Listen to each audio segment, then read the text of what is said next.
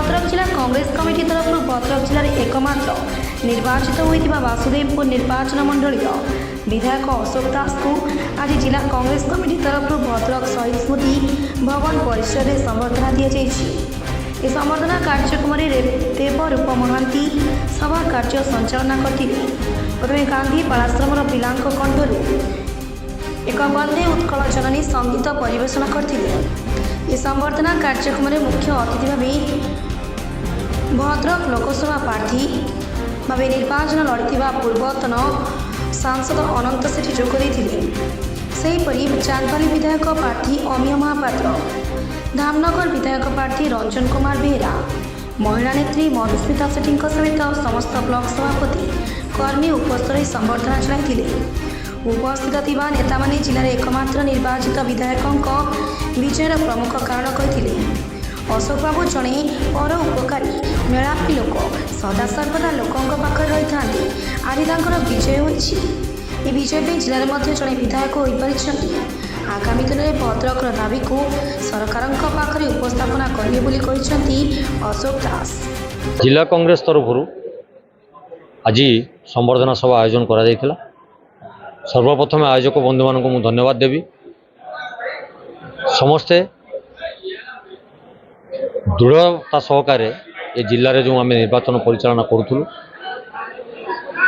मुझे जड़े प्रार्थी होती आमर 5 गोटी प्रार्थी आम जोरदार लड़ाई करूँ। स्वल्प व्यवधान आमर अन्य प्रार्थी मैंने पराजय वरण कले। जनादेश को आम स्वीकार कलु।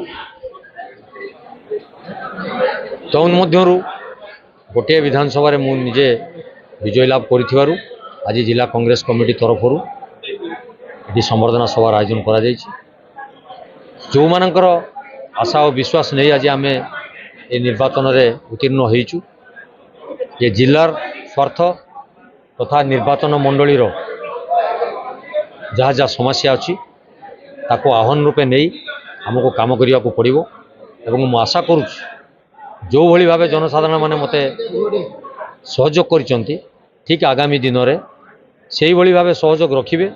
दल मत निर्विशेष समस्त मत नहीं मते काम करी पुणी ये दल को किपरि आगक नवाक पड़ो एवं लोक मान आस्था भाजन हो पार से यत्नवान नहीं। एटा आमर कर्तव्य थिला जिला कांग्रेस कमिटर जेहेतु जातीय कांग्रेस आप देखु पुरी खोर्धा कटक बालेश्वर भद्रक मयूरभंज जाजपुर मात्र 2 जन विधायक जातीय कांग्रेस निर्वाचित होती।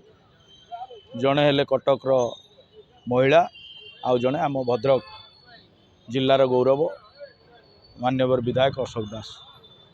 जेहेतु आम जिले में जातीय कांग्रेस जड़े मात्र विधायक निर्वाचित होती तेणु आम कर्तव्य दृष्टि जिला कांग्रेस कर्तव्य दृष्टि आम संबर्धना देव।